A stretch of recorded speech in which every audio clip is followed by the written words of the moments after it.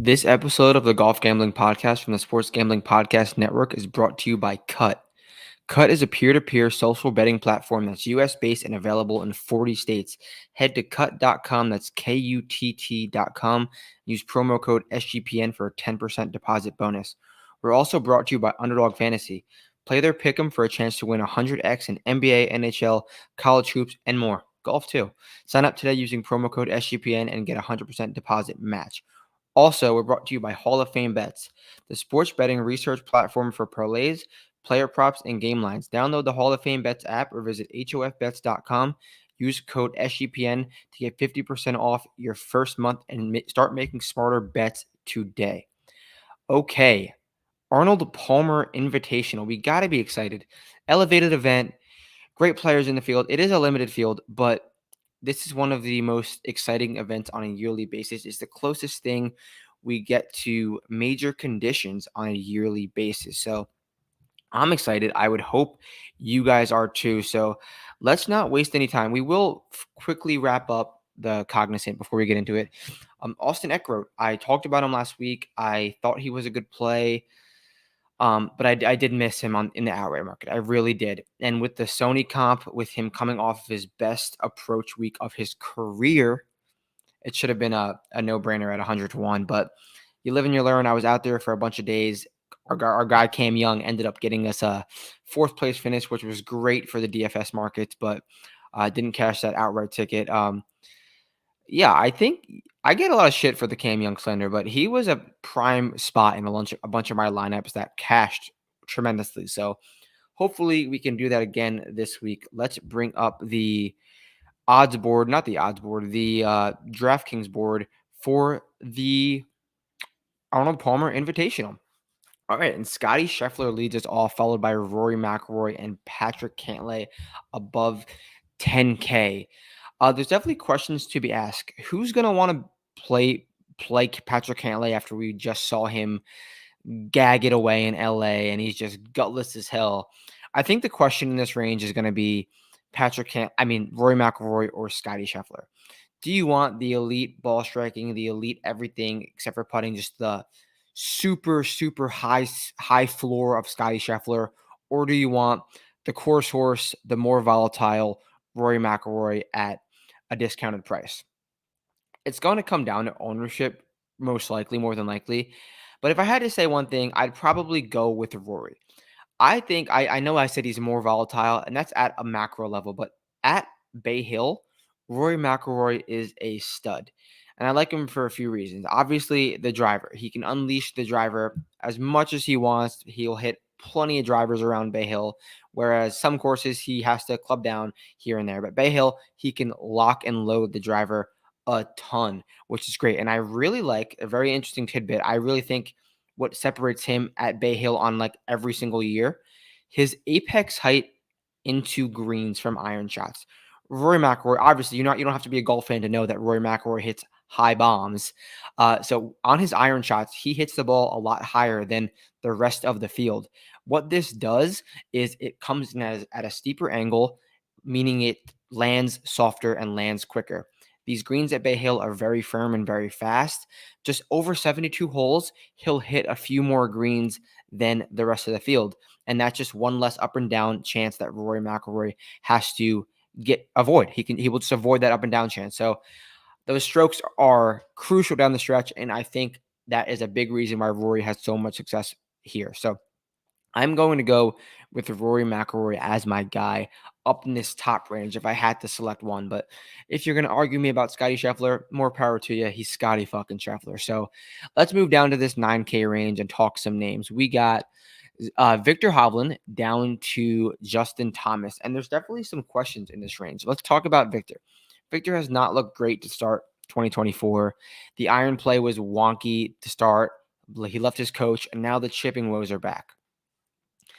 I don't know. I think he's going to be low owned at this price, even though he's got the good course history, almost won in 2022. Then he got stuck in a bunker, T10 last year. He's played it the last 5 years. So Victor knows his way around Bay Hill. The ball striking has driven his success here because the short game is never great. but the ball striking hasn't really been good. It's really odd to see what Victor Hovland's been going through to start 2024. He's still a elite talent. He's still gonna figure that out sooner than later. I don't know if I want to place him in there at a premium at $9,900.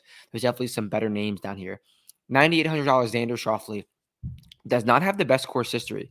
Yet to finish inside the top 20 in his career at Bay Hill. He doesn't play it much, but I don't think that is a fault for Xander Schauffele. He doesn't have the enough reps to have the great course history, to have any decent finishes. That was my case with Jordan here last year. Jordan only played it one time, and he was very low owned because he didn't have the course history like everyone else did. So Xander Schauffele doesn't have the great course history, but he's playing great to start 2024. I don't think he's going to win the golf tournament. I just think he's a very safe DFS play. He gets out to a hot start, first round leader type deal, and then he's wonky on Friday and Saturday, but he still finds that he still played enough on Thursday to have a top 5 finish because he's low enough. Or he gets off to a slow start and then he backdoors a T3 on Sunday when he has no chance to win. With that being said, they're both high-end finishes, and that will suit you right in a DFS game. So I think Xander Schauffele is a very safe DFS play. Maybe his ownership will be a bit down because he doesn't have the course history. Ludwig has played here once in 2023. It was a T24, and he's a much better golfer at this point. He's long, he's straight, he hits a high ball like Rory. I think he'll be a popular pick this week because people love to play Ludwig. He's looked good, not great to start 2024. I would say he's looked better than good, in between good and great. He hasn't played a ton. T19 at Genesis, runner-up at Pebble, 9th at Farmers, but overall, the narrative is good around Ludwig. This is a golf course he should be able to hit a ton of drivers, which will separate him from the field. Jordan Spieth, $9,400. He's going to be popular this week, which is kind of getting me off of him. Jordan Spieth can gain 5 strokes in any category any given week and lose 5 strokes in any given category any week. Now he's one of the highest priced guys because he has back-to-back top 4s, well, with a year in between, back-to-back top 4s. And he's looking good. He's looking good, but just as well as Jordan Spieth can turn it on, he can lose it. So I love him. I just don't want to play him when he is at a premium, when he is high owned. Max Homa, $9,200. The numbers look okay, not great. He's got 3 straight top 17 finishes here, but I'll tell you, eye test wise, something's not right with Max Homa, and I'm going to wait and see. The long clubs look really bad. The long irons look really bad, and that's a key around Bay Hill. You're going to have to hit a ton of drivers, a ton of long irons. So trust me, he's not right. Something's wrong with Max Homa, and it started at Farmers, and he still found a way to finish T13, but hasn't been good outside of that. T66 at Pebble and a missed cut in Phoenix. Something's not right with Max Homa. Colin Morikawa, very interesting case, $9,100. Missed the cut here last year, T9 in 2020. That T9 in 2020 for Colin Morikawa was a ball striking extravaganza. He gained like 11 strokes to the field ball striking, and he's looked okay to start 2024. The end of 2023 was better. He's reeled off a little bit, but if we're getting the tiniest bit softer conditions, it doesn't have to be PGA National soft last week. I'm talking the tiniest bit softer conditions. More fairways will be hit than normal at Bay Hill. Usually Bay Hill, the fairways are so firm where no matter how you hit it, it runs into the rough. So if this turns into an event where guys are hitting more fairways than usual, and then it just becomes a really important second shot golf course, Colin Morikawa's value increases. At $9,100, I think that's a great selection, just hoping that happens.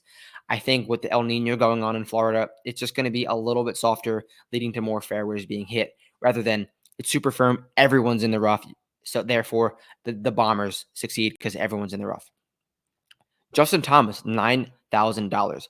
One bad start from JT, and he's priced 30-1. He's priced down low. Like if this event was last week, he would be like he would be priced with Victor or something like that. I don't want to fault Justin Thomas for one bad start at the Genesis, grouped with Tiger. Like he never plays good with Tiger, and of course I was wrong about Justin Thomas. I should have waited for the tee times to come out before I gave my Justin Thomas rant about how he was going to play so well, because this man never plays well with Tiger. It's just the gutlessness, the nerves get to Justin Thomas. So $9K this week, I think it's a great bounce back spot at $9,000. He doesn't have much course history. T21 in 2023, but I'm going to go on a record and say that not having course history doesn't hurt you. It's not like he plays here every year and misses the cut. He just doesn't have the reps to have the good course history. Besides that, he has been on a tee to green ball striking mission in 2024 and late 2023. One bad week at Genesis is not going to make me say Justin Thomas is done. So let's scroll down the leaderboard a little bit or the odds board a little bit and get you a few more names in this 8K range. Hold on one second. Sometimes this. Oh, there we go. Okay, 8K range. Willie Z, my guy over my right shoulder, down to Sung J M. So I love Willie Z. How could you not love Willie Z? He's literally, my friend Cameron Kerr named his son after Willie Z. It's very crazy. So look, he's playing great golf in 2024. He's finally hitting his driver, his long irons. He's just hitting his clubs. It really makes me happy to talk about Willie Z in good faith because he's playing great golf. I love Bay Hill for Willie Z every single year. I'm hoping he's not the most popular golfer. I really am because I want to bet him. I want to put him in my lineups. I want to put him in my lineups heavily. He doesn't have the best course history here, which is a bit concerning. T53, T38, T10.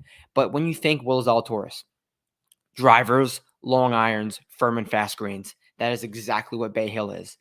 I'm willing to give him another shot at $8,900. He probably will be a bit chalky, but so if you're going to play him heavily.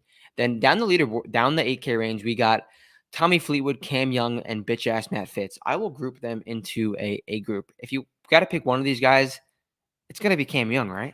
It's got to be Cam Young. How could it not be Cam Young? Look, he has no chance to win, but can he? His style of play and style of golf is just too tee to green elite to not finish inside the T20. He's got a T10 and T13 and 2 trips around here. I just feel like last week he finished T4 and it was the most non-competitive. He never had one chance to win that golf tournament and he finished T4 and got you a great result, positionals, DFS, whatever you want to call it. Tommy Fleetwood has great course history. He's finished third here in his career. He plays this event a lot and it's a golf course where you have to grind at. So it makes sense that Tommy Fleetwood has played well. So he hasn't played in a few weeks though. So I think that could be a reason to not wager on Tommy Fleetwood. So from there, I think we'll talk. Oh, okay. Yeah. Matt Fitz, $8,600, has great course history, T14, T9, T10, T9, and a runner up. It is very good for Matt Fitz, but I was really high on him as a whole in 2024 and he's kind of let me down. I bet him at Waste and I bet him at Genesis, and those were not good events for Matt Fitz. Last week, he had a better event, T21, tied with Rory at the Cognizant, and he gained strokes tee to green, which is good for Matt Fitz, but I still don't think it's there yet, although this golf course does set up very well for him. I think he'll be chalky because the course history is so well, and he's priced at a fair price. For that being said, I probably will fade him. So Wyndham Clark, $8,500, doesn't have good course history, but I think this golf course sets up very well for him. The bad course history was when he was an objectively worse golfer. So he's a better golfer in 2024, a major champion, an elevated event winner. I love him. $8,500. I think the course history is going to make his ownerships fair. So I think that he is a great click. Decky, $8,400 off of a win. A bit cheap, a bit nervous. I feel like this price he should be higher.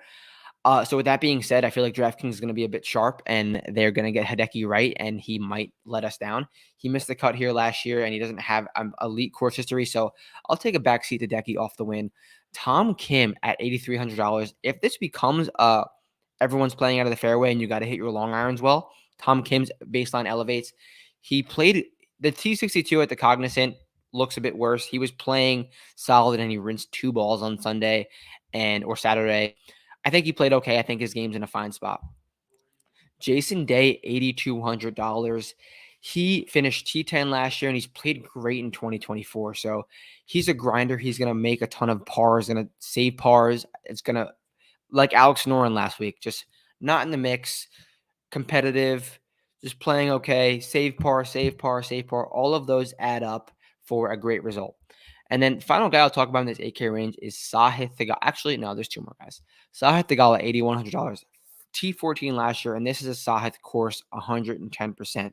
He can hit his driver long, and he can lean into that elite iron game and elite around the green game. He's super creative on and around the greens, and it's the biggest thing with Sahith that is the driver. Sometimes he hits it great, sometimes he hits it poorly. With a golf course like this, that the fairways are wider and they're not must hit, that's good for Sahith. So I think he can just gear back and send the driver off the tee and then lean into the rest of his game, which is really good. Sungjae Im, 8,000, he is broken. But there will be a time where Sungjae Im just pops up out of nowhere. I talked to his caddy a lot last week. I played around golf with him, and he was telling me about how this man is a perfectionist, this man is a grinder, and it's just going to happen, which we all agree with. Sungjae Im just out of nowhere can turn it on. His course history is really good. Multiple top 3 finishes, multiple top 20 finishes. I'm going to probably continue to play Sungjae Im these next few weeks because one of them, he'll be 5% owned and finish T3 and be really good for your lineup. So with that being said, obviously he does not look good right now. It's not a hot take. He looks bad right now, but I do believe there will be a time that what Sungjae will pay off for us. Okay, 7K range. But before we get to the 7K range, I want to talk to you about Cut. Peer-to-peer social betting platform that's US-based and available in 40 states. It's a new and better way to bet. Just bet directly against your friends. Bet directly against me, your favorite co-host. You can create your own bets, vig-free, and just a super fun way to bet with your friend. It's like a social moderator for betting. So you don't have to pay the vig. It's just you versus your boys, bet on whatever you want. Super fun. You get rewards, cash back every single time you place a bet on Cut. This week, I'm probably be going to do a 1v1 matchup for golf. Maybe a Rory v. Scotty. I think I like that over at Cut. So head over there, use promo code SGPN for a 10% deposit bonus. And then Underdog Fantasy, easiest place to play fantasy sports, fastest growing app in the industry. They are truthfully taking over every single week. I see another influencer over on Underdog Fantasy, touting bets, talking Underdog. It's super fun. You can pick higher or lower on your favorite golfer or stat. Doesn't have to be golfer, anything you want. Obviously, I'm going to talk about golfers. You can win up 100 times your money in a single night. Pick between 2 and 5 players for a pick'em entry. Also, rivals picks, which pits 2 players against each other. For example, who will have more yards, who will make more birdies, something like that. Right now, the board's not out yet for Underdog Fantasy, but every single week, every single day, for the most part, I've been putting out a few Underdog legs that I like on a daily basis. Sign up with promo code SGPN and get your first deposit doubled up to $100. Visit UnderdogFantasy.com or find them in the App Store, and don't forget to register with promo code SGPN. Up to $100 bonus they will match. So that's Underdog Fantasy. Okay, 7K range, and then we will get out of here. Okay, let's scroll down. I hate when this happens. There we go. 7K range. JT Poston down to Christian Bezadenhout. Remember when Christian Bezadenhout was the most popular golfer last week? I'm sure that worked great. Okay. The 7K range. JT Poston kind of let me down last week. I was high on him at the Cognizant, but I don't think this is really a course where he can take advantage of. I think the 7K range, you're going to want to go to get a guy like Corey Connors. He's got great course history. He made the cut his last 3 trips, and he's a guy, fairway green, 2-putt, very safe. When par is good, Corey Connors is good. So I like him at $7,800. We got to talk about Jake Knapp at $7,600. I mean, Tiger Knapp, he is literally probably the best golfer in the world. Not sure how he finishes outside the top 5 ever again in his life. Yeah, I mean, obviously I'm joking, but Jake Knapp, hand up. Like, I faded him last week, lost a ton of money. Sometimes you just get beat. And Jake Knapp played excellent golf again. His 2024 is just immaculate. T3 at the Farmers, 28 at Phoenix, win in Mexico, 4th at Honda. Like, good for you, Jake Knapp. The swing is sexy. You got a hot girlfriend. You got flow. Like, dude, you're living life right now. So this is a course that requires a ton of nuance, but the tee to green aspect of it, it makes sense. It makes sense for Jake Knapp. He's gonna hit long. He's gonna be long and straight off the tee. He hit. I could not get over how good his iron shots are. Like this man puts 5 shots to 5 feet every single round. Truthfully, so Jake Knapp, I'm gonna keep fading you, but I'm high on you. Ben On at $7,600. Tee to green savant. He's really hitting the ball well. I think he will just continue playing good golf. Harris English is going to be very chalky at $7,300. Finished runner-up here last year, T9 in 2020, and he gives you that. His last start was a T7. He gives you that elite driver, which is huge around here. And yeah, I prefer Keegan Bradley, $7,400. He's going to be a lot less owned, but his last 3 trips have resulted in T11 or better. Keegan's a grinder. Keegan's going to fight for par. I love that at $7,400. I think a bit underpriced is Nikolai Horgaard at $7,200. He's just an elite golfer and will pay you off. He truthfully will. Like, I like to look at it like this. Who's the guy who will be 10K next year? Nikolai is definitely that guy. He is a future world number 1, future world top 5 player, elite all around, a bomber off the tee, a great iron player. So $7,200, I like Nikolai. We got to talk about Kurt K. He won this event last year, even though he had no chance to win it. He did. He's playing really good to start 2024. He T8 in Phoenix, and then T39 in Pebble, where he led the field tee to green. So Kurt K is trending on a golf course that he won at, and is trending on a golf course that makes sense for him. So I think he's a good click at $7,300. Down to the 6K range, we got to talk about Austin Eckgoat, who won that event last year. Never played Bay Hill, won this event last week. Never played Bay Hill, but it's not necessarily a course that I think makes sense for him. You kind of like him on those shorter Bermuda tracks where he's played well at. Shout out Cam Kerr for hitting him and hitting Jake Knapp, back-to-back winners for Cam. So anyone else in the 6K range, I think, is a good target. Cam Davis, $6,700, missed 3 cuts here, but I'm so high on Cam Davis in an event where you can bomb it away. And I still think Cam Davis is going to surprise someone in a really big field. He almost did it at Riv. He was leading the golf tournament Friday night and then decided to play the back 9 where he shot 9 over. Fuck you, Cam Davis. So, I still think he's a good click at $6,700. And then honestly, I like Patrick Rogers at $6,500. T6 in Mexico. He's made 4 of his last 5 cuts at Bay Hill, and he's added a ton of distance, which is huge around Bay Hill. So P. Raj and Cam Davis are my early clicks for the 6K range. Outside of that, you know where to find the 6K plays. I will be doing those tonight, mostly deep dive on the 6K range. So a ton of content coming. We're going to have Puerto Rico content coming. Steve will be doing a live show tonight and API best bets. No one does it like the Golf Gambling Podcast. I will be doing a Puerto Rico DFS show once the odds come out later today. So tune in for that. Hit me up if you have any questions, and let's have another solid DFS week. We are due all around. So peace out. I'll talk to you guys soon.